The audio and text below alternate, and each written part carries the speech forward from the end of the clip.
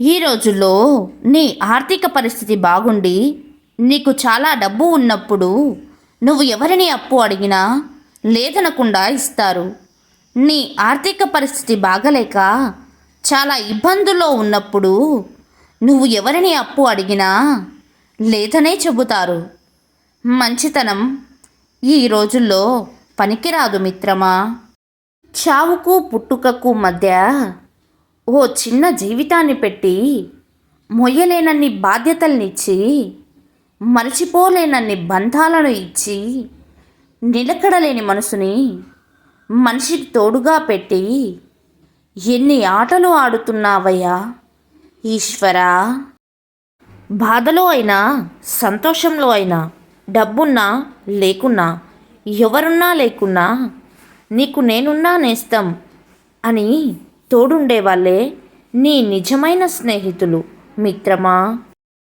కాలికి తగిలే ఎదురు దెబ్బలు నడవడం నేర్పిస్తాయి, మనసుకు తగిలిన ఎదురు దెబ్బలు బ్రతకడం నేర్పిస్తాయి మిత్రమా.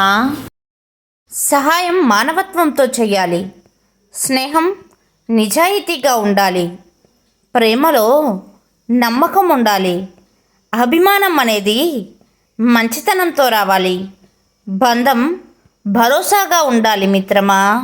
మనిషి ఇబ్బందులలో పడే రెండు సందర్భాలు: డబ్బులు పొదుపు చేయనప్పుడు, మాటలు అదుపు చేయనప్పుడు. ఈ రెండు సందర్భాలలో మనిషి ఇబ్బందులలో పడతాడు. జాగ్రత్త మిత్రమా. ఆకలి తీర్చని ఆహారం, ఆనందం లేని ఆదాయం, ఆత్మీయత లేని అనుబంధం ఉన్నా లేనట్లే మిత్రమా. జీవితంలో అతి ప్రమాదకరమైనది దుఃఖం. దాన్ని దిగమింగడం నేర్చుకో.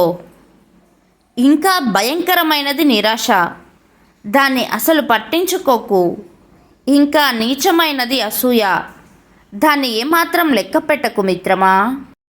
కార్యసాధకులకు ధైర్యం ఉండాలి, లక్ష్యం పట్ల చిత్తశుద్ధి, పట్టుదల, కార్యాచరణ తప్పనిసరి.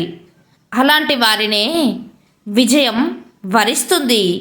వాళ్ళే అనుకున్నది సాధిస్తారు, చరిత్రలో నిలిచిపోతారు, విజయ పరంపరల కొత్త చరిత్ర సృష్టిస్తారు మిత్రమా.